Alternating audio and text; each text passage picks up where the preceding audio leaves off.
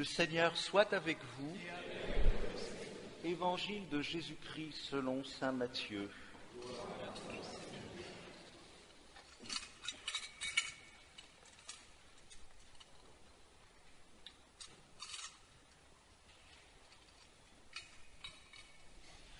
Jésus était né à Bethléem en Judée au temps du roi Hérode le Grand. Or, voici que les mages venus d'Orient arrivèrent à Jérusalem et demandèrent : « Où est le roi des Juifs qui vient de naître ? Nous avons vu se lever son étoile et nous sommes venus nous prosterner devant lui. » En apprenant cela, le roi Hérode fut pris d'inquiétude et tout Jérusalem avec lui. Il réunit tous les chefs des prêtres et tous les scribes d'Israël pour leur demander en quel lieu devait naître le Messie. Ils lui répondirent : « À Bethléem en Judée, car voici ce qui est écrit par le prophète. Et toi, Bethléem en Judée, tu n'es certes pas le dernier parmi les chefs-lieux de Judée, car de toi sortira un chef qui sera le berger d'Israël, mon peuple. » Alors Hérode convoqua les mages en secret pour leur faire préciser à quelle date l'étoile était apparue. Puis il les envoya à Bethléem en leur disant : « Allez vous renseigner avec précision sur l'enfant, et quand vous l'aurez trouvé, avertissez-moi pour que j'aille moi aussi me prosterner devant lui. » Sur ces paroles du roi, ils partirent. Et voilà que l'étoile qu'ils avaient vue se lever les précédait, elle vint s'arrêter au-dessus du lieu où se trouvait l'enfant. Quand ils virent l'étoile, ils éprouvèrent une très grande joie. En entrant dans la maison, ils virent l'enfant avec Marie, sa mère, et tombant à genoux, ils se prosternèrent devant lui. Ils ouvrirent leur coffret et lui offrirent leurs présents, de l'or, de l'encens et de la myrrhe. Mais ensuite, avertis en songe de ne pas retourner chez Hérode, ils regagnèrent leur pays par un autre chemin. Acclamons la parole de Dieu. Louange à toi, Seigneur.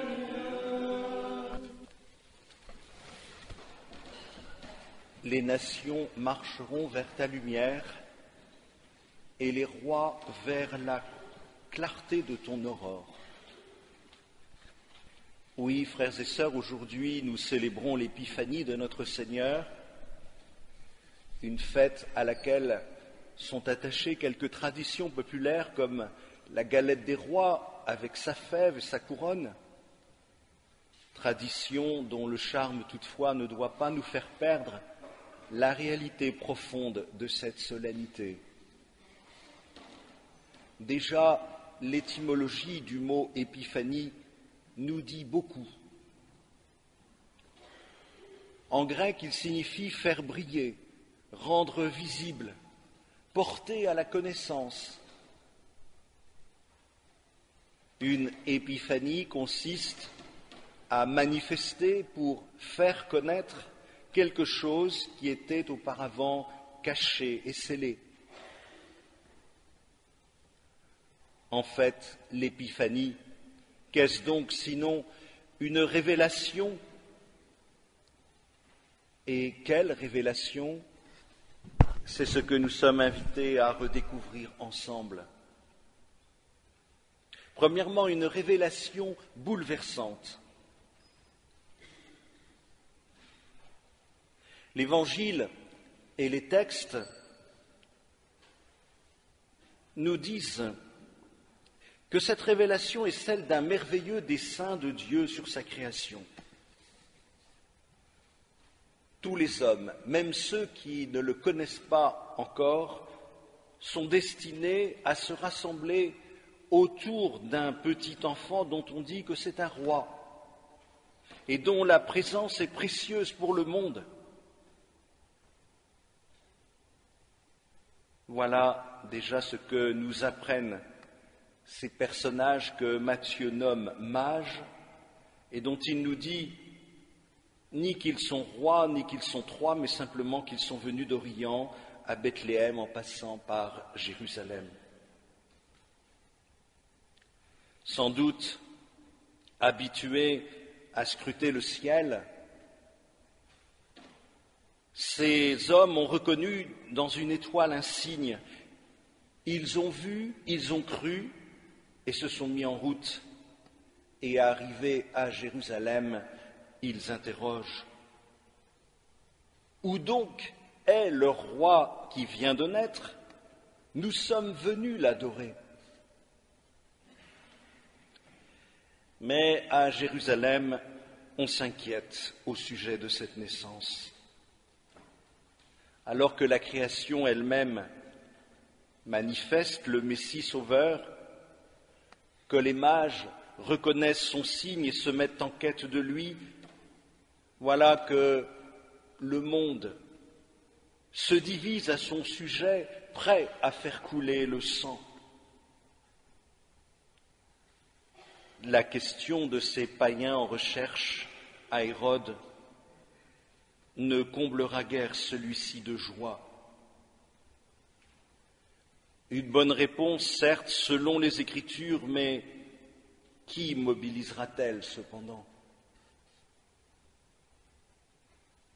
Et nous savons combien ce conflit sera mortel. 20 siècles plus tard, cette terre pourtant sainte n'a toujours pas trouvé la paix. Jérusalem n'a pas reconnu la gloire du Seigneur se lever sur elle. Elle n'a pas accueilli sa lumière. Elle n'a même pas levé les yeux vers ses fils venus d'au-delà des mers, avec les richesses des nations. Elle ne s'est pas réjouie avec les gens de Saba. Avec eux, elle ne s'est pas prosternée. Mais l'étoile conduira jusqu'à la porte du royaume ceux qui cherchent avec droiture. Et Matthieu nous le confirme, ces chercheurs païens circoncis venus d'au-delà des frontières même d'Israël iront reconnaître et adorer celui que les croyants privilégiés n'ont pas jugé conforme à l'idée qu'ils s'en faisaient. Et voici que déjà ils entrent, ces chercheurs. Ils voient l'enfant avec Marie, sa mère. Ils tombent à genoux et se prosternent, ils ouvrent leur coffret et offrent leurs présents, de l'or, de l'encens, de la myrrhe.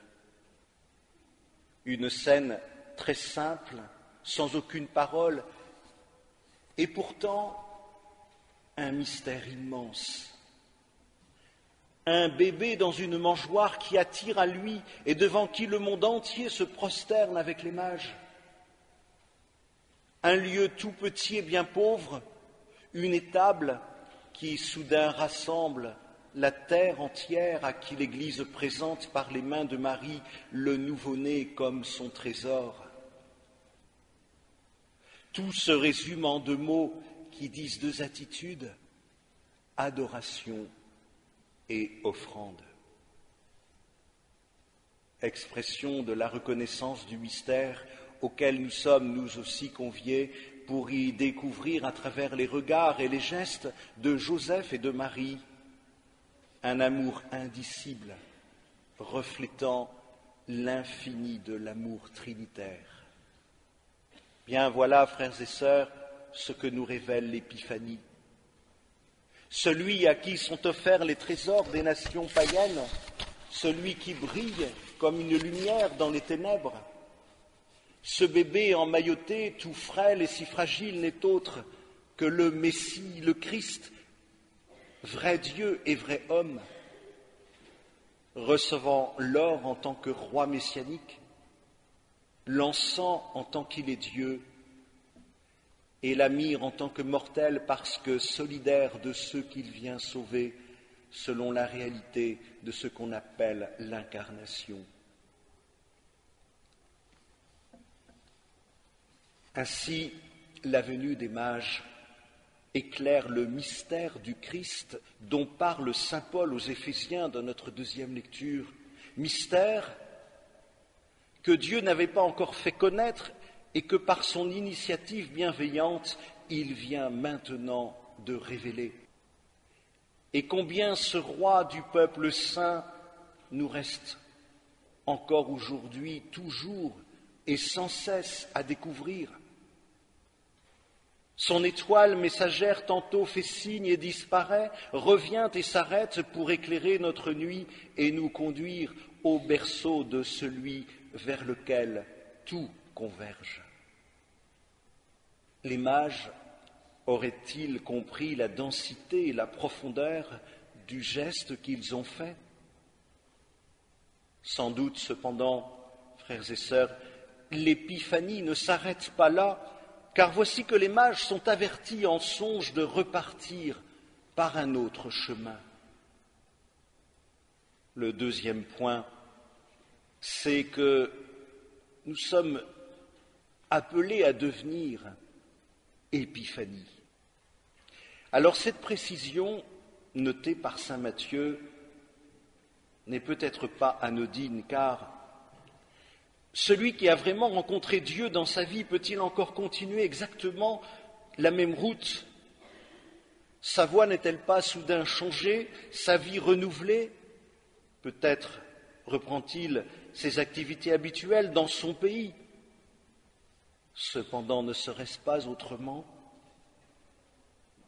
Autrement, oui, car une fois que nous nous sommes prosternés et que nous avons rencontré la lumière, comment pourrions-nous encore laisser nos frères dans les ténèbres, tandis que tous sont associés au même héritage, nous dit saint Paul, au même corps, au partage de la même promesse dans le Christ Jésus?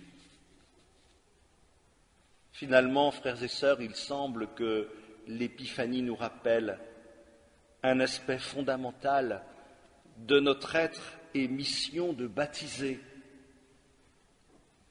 Ne serait-ce pas là vraiment un message catholique, c'est-à-dire universel, qu'en ce jour, l'Église et chacun reçoit de Dieu? Oui, c'est certainement aussi cela, l'épiphanie. Un rappel à l'Église qu'elle est cette communauté qui, continuellement au cours de son histoire, doit rendre manifeste le mystère de cet enfant qui rassemble aujourd'hui nos regards, ce Jésus, créateur et roi du monde, Christ sauveur et lumière des nations, qui seul peut ouvrir aux hommes la porte de leur vrai bonheur. Et c'est pourquoi l'Église tout entière se doit être épiphanie.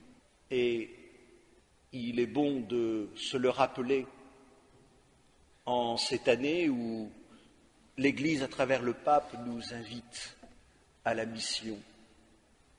Dès lors, que souhaiter en ce début d'année d'un nouveau millénaire et non que les chrétiens soient une foule d'étoiles qui se lèvent de par le monde afin que les hommes, aussi nombreux que possible, issus de toute langue, race et culture, rencontrent le Christ et reconnaissent en lui ce chef sans qu'il ait un pouvoir menaçant qui les conduira sur le chemin de la vie. Eh bien, concluons à présent. C'est une aventure passionnante, mais c'est aussi, frères et sœurs, une tâche énorme, mais elle n'en demeure pas moins une aventure vécue et annoncée par l'adoration des mages, une aventure qui doit se poursuivre dans l'activité ordinaire de chacune de nos existences quotidiennes et donc par la transparence de nos vies ô Dieu Trinité. Alors aujourd'hui, comme hier, oui, Dieu continue de se révéler. Et pour cela, il a besoin de chacun. Mais il faut se garder d'oublier le mystère de Noël. c'est celui de l'Emmanuel, Dieu avec nous. Autrement dit, dans cette aventure passionnante et redoutable, nous ne sommes pas seuls. Même si aujourd'hui le signe qui nous est offert est fragile comme un nourrisson, frères, laissons-nous chaque jour guider par l'étoile. Vénérons notre roi, notre Dieu, prosternons-nous devant celui qui est venu effacer nos offenses. Vénérons l'agneau qui sera vainqueur de la mort. Oui, frères, chaque jour, faisons silence, regardons.